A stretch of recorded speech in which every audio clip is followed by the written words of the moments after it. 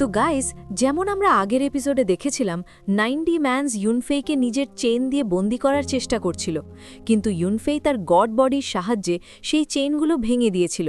ইউনফেই তার ম্যাজিক্যাল আইয়ের সাহায্যে 90 ম্যানসকে ভয়ানকভাবে আহত করে মেরে ফেলেছিল। 7 গার্ডসও ইউনফেইর ওপর আক্রমণ করতে আসছিল, কিন্তু জুই তার স্নো ব্লেডের সাহায্যে তাদের শরীর ফ্রিজ করে দিয়ে হত্যা করেছিল। এরপর কিং ইউয়ান সেখানে উপস্থিত এল্ডার্স এবং ইয়াং মাস্টার্সদের ইউনফেইকে মারার আদেশ দেয়। তারা সবাই মিলে তাকে মারার চেষ্টা করছিল, কিন্তু ইউনফেই তার সঙ্গীদের সাথে মিলিত হয়ে তাদের সবাইকে হারিয়ে দেয়। নিজের সঙ্গীদের হারানোর পরও কিং ইউয়ান খুশি হচ্ছিল, যা দেখে সবাই অবাক হয়ে যায়। হঠাৎ করে হলের ভেতরে স্মোক ছড়িয়ে পড়ে, যার কারণে সবার মাথা ঘুরতে শুরু করে। ইউনফেই এবং তার সঙ্গীরাও সেই স্মোকের কারণে মাথা ঘুরতে থাকে। সেই স্মোকের প্রভাবে সেখানে উপস্থিত এল্ডার্সদেরও ভীষণ সমস্যা হচ্ছিল এবং তারা বুঝতে পারে যে এটা পয়জন। একজন এল্ডার বলে, এই স্মোকের গন্ধ পেয়ে আমার মনে হচ্ছে এটা সফট মাসলস লিভসের পয়জন, যা অত্যন্ত বিপজ্জনক। সে কিং ইউয়ানকে জিজ্ঞেস করে, তুমি আমাদের এই সফট লিভসের পয়জন কেন দিলে? আমরা তোমার কি ক্ষতি করেছি যে তুমি আমাদের সাথে এমন করছো? কিং ইউয়ান জোরে জোরে হাসতে থাকে এবং বলে, তোমরা খুবই স্মার্ট, তোমরা এই পয়জন চিনা ফেলেছ। ঠিকই বলেছ, এটা সফট মাসেলস লিভসের পয়জন স্মোক, আর তোমরা এর বিরুদ্ধে কিছুই করতে পারবে না। এমনকি যদি গোল্ডেন এলিক্সার রেলমের কোনো কাল্টিভেটরও এই পয়জন ইনহেল করে, তাহলেও সে বাঁচতে পারবে না। তার টেন্ডেন্স ধ্বংস হয়ে যাবে, যার ফলে সে কোনো কাজের থাকবে না এবং ম্যাজিকও ব্যবহার করতে পারবে না। এছাড়াও আমি ইয়াজিং এবং কিং ইউকেও এই পয়জন দিয়েছিলাম, যার কারণে তারা দুর্বল হয়ে পড়ে এবং স্যাসিয়া তাদের মেরে ফেলে। এটা শুনে সবাই চমকে ওঠে। একজন ইয়ং মাস্টার বলে, তাহলে এর মানে তুমি সত্যি চিতিয়ানজিং এবং চিংইউকে মেরে ফেলেছ। এখন তুমি আমাদেরও মারবে, যাতে কেউ তোমার এই কাজের কথা জানতে না পারে? আরেকজন ইয়ং মাস্টার বলে, আমাদের তোমার সাথে কোনো সমস্যা নেই, আমরা কাউকেই তোমার ব্যাপারে কিছু বলবো না। তুমি শুধু আমাদের পয়জনের অ্যান্টিডোট দিয়ে দাও এবং এখান থেকে বাঁচতে দাও, আমরা কখনো তোমার পথে আসব না। এটা শুনে কিং ইউয়ান আবার হাসতে থাকে। তোমরা কি আমাকে এতটাই বোকা ভাবো যে তোমাদের এত সহজে ছেড়ে দেব? এতদিন পর আমি আমার পরিকল্পনা পূরণ করার সুযোগ পেয়েছি, তাহলে আমি এই সুযোগ ছেড়ে দেব কেন? এখন তোমরা বলছো কাউকে কিছু বলবে না, কিন্তু আমি জানি তোমরা মিথ্যে বলছো। এখান থেকে বেরিয়েই তোমরা পুরো এম্পায়ারকে আমার সম্পর্কে বলে দেবে এবং আমার বিরুদ্ধে আক্রমণ করবে। আমি এত বড় বোকামি করতে পারি না। একজন এল্ডার বলে, এখন আমি বুঝতে পারছি কেন সে আমাদের সবাইকে এখানে আটকে রেখেছে, কারণ সে আমাদের সবাইকে মেরে সুপ্রিম মাস্টার হতে চায়। আমাদের মেরে সে নিজের সব কম্পিটিশন শেষ করতে চায়। এটা শুনে সব এল্ডার্স এবং ইয়াং মাস্টার্স অবাক হয়ে যায়। কিং ইউয়ান বলে, 7 বছর আগে চিতিয়ানজিং মারা যাবার পর আমি সহজেই সুপ্রিম মাস্টার হতে পারতাম, কিন্তু ইউনফেই এখান থেকে পালিয়ে গিয়েছিল, যার কারণে আমি আমার কাজ শেষ করতে পারিনি। এখন আমি সুযোগ পাবো আমি ভাবিনি, এবং এখন আমি সুপ্রিম মাস্টার হবই। গড সব সময় আমার সাহায্য করে এবং আমাকে কাল্টিভেশনের চূড়ায় পৌঁছাতে চায়। তাই তারা ইউনফেইকে আমার কাছে পাঠিয়েছে, যাতে তার 6 আর্মড গড বডি নেওয়ার পর আমি সুপ্রিম মাস্টার হতে পারি। আমি তোমাদের সবাইকে আমার পরিকল্পনা বলে দিয়েছি, তাই এখন তোমাদের জীবিত রাখতে পারি না, না হলে ভবিষ্যতে সমস্যায় পড়তে হবে। সেই সমস্যাগুলো এড়াতে আজ আমি তোমাদের সবাইকে মেরে ফেলব এবং আমার কাজ সম্পূর্ণ করব।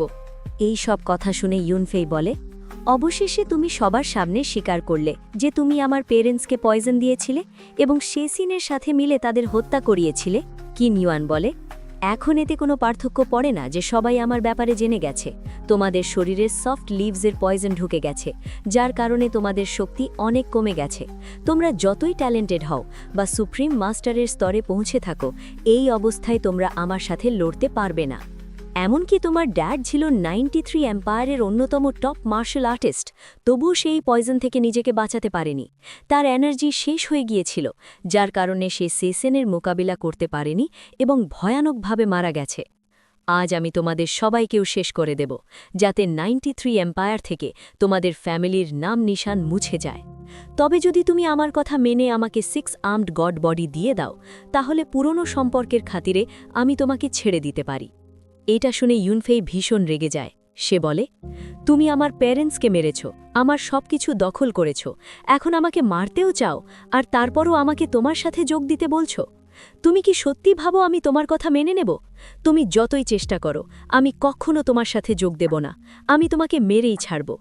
এতে কিং ইউয়ান ভীষণ রেগে যায়। সে বলে, তুমি খুবই জেদি, মনে হচ্ছে এখন আমাকে তোমাকে মেরেই গড বডি নিতে হবে। এটা বলে সে তার ফ্লেম লাইন পাম্প ব্যবহার করে ইউনফেইর উপর আক্রমণ করতে শুরু করে। এটা দেখে একজন এল্ডার বলে, কিন ইউয়ান খুবই চমৎকার পরিকল্পনা তৈরি করেছিল, আর আমরা বোকা ছিলাম যে তার ফাঁদে পা দিয়েছিলাম। আমরা ইউনফেইকে বিশ্বাসঘাতক ভেবে বড় ভুল করেছি, আর এখন আমরা সবাই মারা যেতে যাচ্ছি। একজন ইয়াং মাস্টার বলে, আমি এই পৃথিবী সম্পর্কে কিছুই বুঝতে পারি না। মানুষ বলে ভালো কাজ করলে আমাদের সাথে ভালোই হয়, কিন্তু ভালো মানুষের সাথে কখনোই ভালো কিছু হয় না। শেষ পর্যন্ত ইভিলনেস হাজার হাজার বছর বেঁচে থাকে কেন, আর ভালো জিনিস 100 বছরের মধ্যেই শেষ হয়ে যায়? ঠিক তখনই ও চেন তার গোল্ডেন বুদ্ধা বডি অ্যাক্টিভেট করে এবং নিজের কিং কং ডেভিল পাম দিয়ে কিন ইউয়ানের আক্রমণ থামিয়ে দেয়। এতে সেখানে একটা বিশাল বিস্ফোরণ হয়। সেই বিস্ফোরণের কারণে কিন ইউয়ান দূরে গিয়ে পড়ে এবং ভয়ানকভাবে আহত হয়ে যায়। ইউনফেই এবং জুই আবার স্বাভাবিক হয়ে যায়। তাদের দেখে সবাই অবাক হয়ে যায়। কিন ইউয়ান জিজ্ঞেস করে, তোমাদের উপর পয়জনের কোনো প্রভাব হচ্ছে না? ইউনফেই বলে, তোমার কি সত্যিই মনে হয় আমি কোনো প্রস্তুতি ছাড়া তোমার থেকে প্রতিশোধ নিতে এখানে আসব? আমি জানতাম তুমি সফট লিভস পয়জন ব্যবহার করবে, তাই আমরা আগে থেকেই অ্যান্টিডোট নিয়ে এসেছি। এটা শুনে কিন ইউয়ান অবাক হয়ে যায়। সে বলে, সফট মাসলস লিভস পয়জন আমি নিজ হাতে তৈরি করেছি, আমার ছাড়া কারো কাছেই এর অ্যান্টিডোট নেই, তাহলে তোমরা এটা কোথা থেকে পেলে?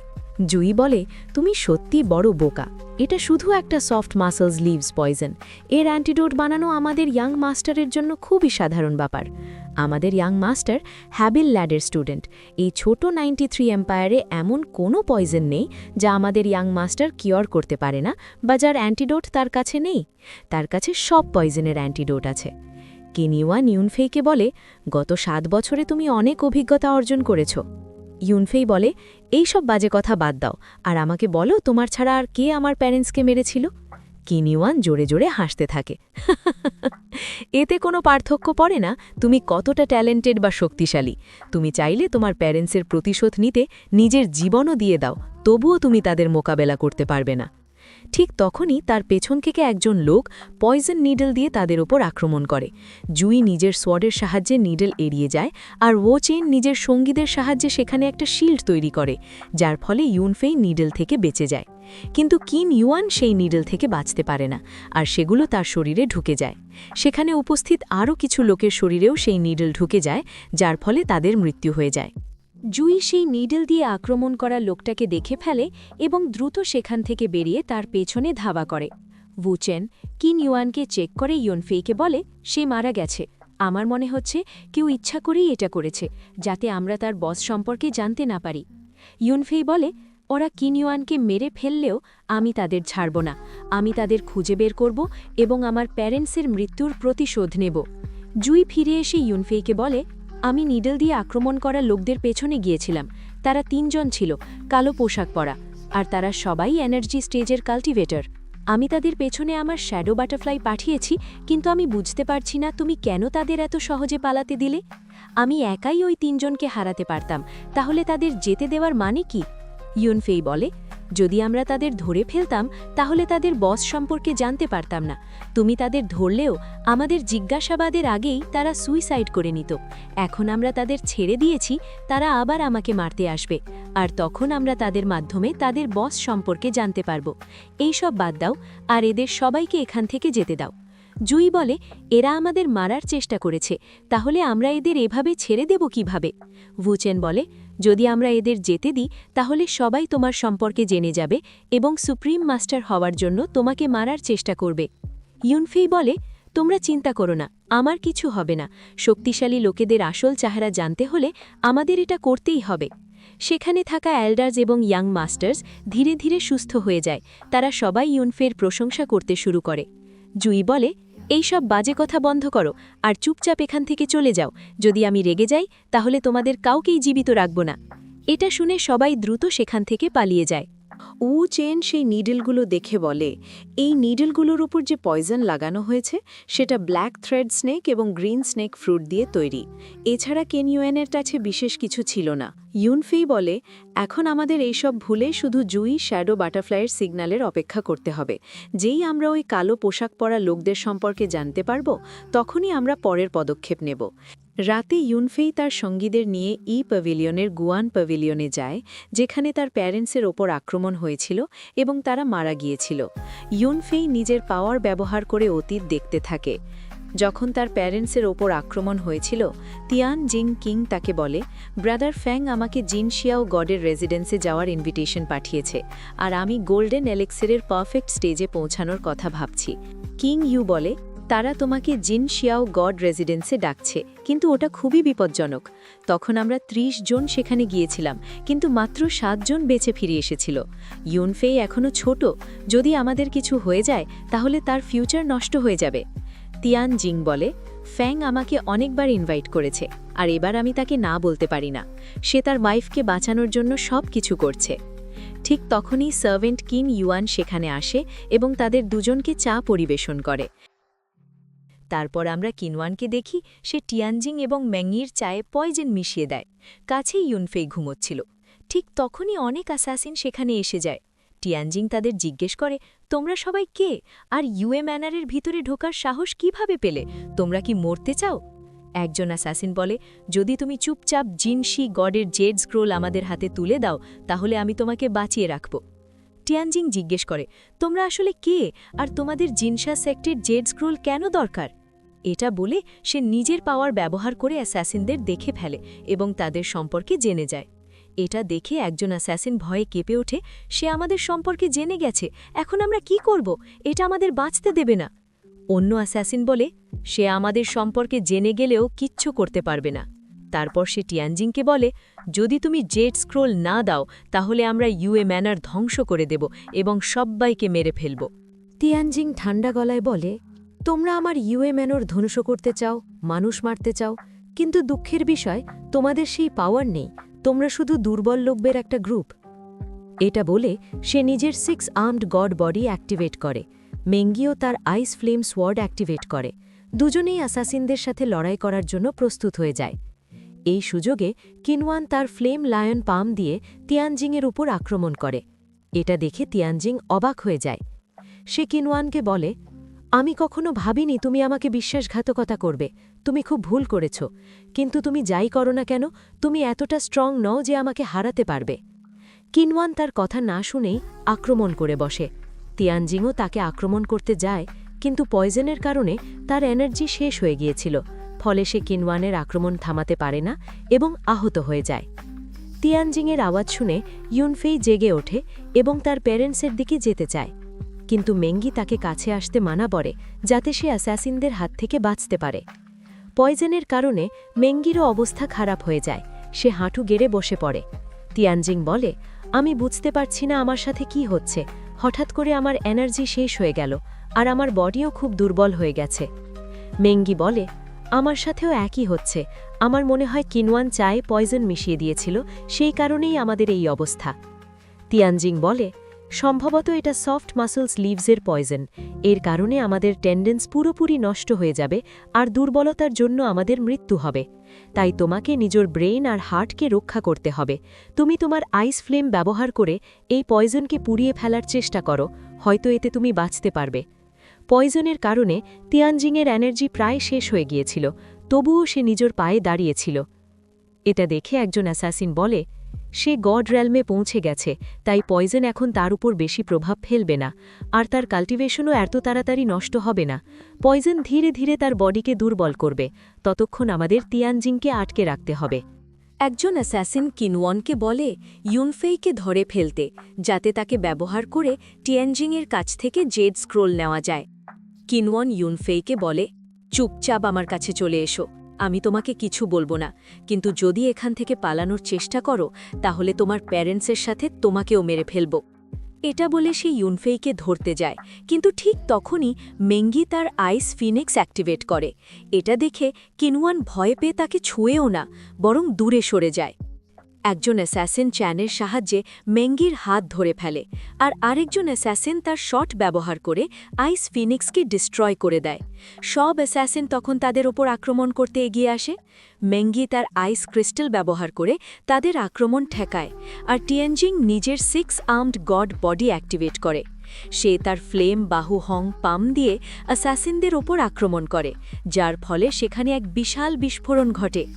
সেই বিস্ফোরণের সুযোগ নিয়ে কিনওয়ান ইউনফেইকে ধরতে যায়। এটা দেখে রেগে গিয়ে টিয়েনজিং নিজের ব্লাডলাইন অ্যাক্টিভেট করে আর গোল্ডেন ফিনিক্স শিল্ড অ্যাক্টিভেট করে। এটা দেখে অ্যাসাসিনরা চমকে যায়। একজন অ্যাসাসিন বলে, এটা খুবই শক্তিশালী এনার্জি, আমার মনে হচ্ছে এটা এনশিয়েন্ট ব্লাডলাইনের পাওয়ার। টিয়েনজিং সত্যি নাবু এম্পায়ারের সবচেয়ে বড় জিনিয়াস।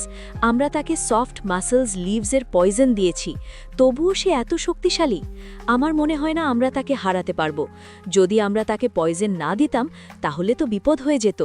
আমি কল্পনাও করতে পারছি না টিয়েনজিং কতটা ভয়ঙ্কর। এটা শুনে আরেকজন অ্যাসাসিন রেগে বলে, এতে কিছু যায় আসে না টিয়েনজিং কতটা স্ট্রং। যদি আমরা ইউনফেইকে ধরে ফেলি তাহলে টিয়েনজিং কিছুই করতে পারবে না, আর তাকে হার মানতেই হবে।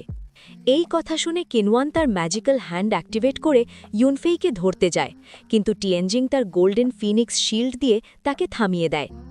এটা দেখে একজন অ্যাসাসিন বলে, এটা টিয়েনজিংয়ের spirit stage weapon, golden phoenix shield. আমি ভাবিনি এই অবস্থায় সে এই ওয়েপেন ব্যবহার করবে। হঠাৎ সেখানে একটা বিস্ফোরণ হয়, আর সেই বিস্ফোরণের কারণে ইউনফেই পাহাড় থেকে নিচে পড়তে থাকে। এটা দেখে কিং ইউ খুব ভয় পেয়ে যায় এবং দ্রুত গিয়ে ইউনফেইকে ধরে ফেলে। সে তার সোয়ার্ড স্ল্যাশ দিয়ে কিনওয়ানকে দূরে সরিয়ে দেয়। ইউনফেই তাকে বলে, আমার পায়ে খুব ব্যথা করছে, আমি দাঁড়াতেও পারছি না, সত্যি কি আমাদের পয়জন দেওয়া হয়েছে? কিং ইউ তাকে উত্তর দেয়। এটা শুনে ইউনফেই ভয় পেয়ে কাঁদতে শুরু করে। টিয়েনজিং ইউনফেইয়ের কাছে গিয়ে তাকে সামলায়। তাদের দেখে একজন অ্যাসাসিন বলে, টিয়েনজিং আর কিং ইউর পা খুব দুর্বল হয়ে গেছে, মনে হচ্ছে সফট লিভসের পয়জন কাজ করা শুরু করেছে, আর একটু পরেই তারা পুরোপুরি দুর্বল হয়ে যাবে। যদি এখন আমরা সবাই একসাথে আক্রমণ করি তাহলে সহজেই তাদের হারাতে পারব। এটা শুনে টিয়েনজিং চিন্তিত হয়ে যায়।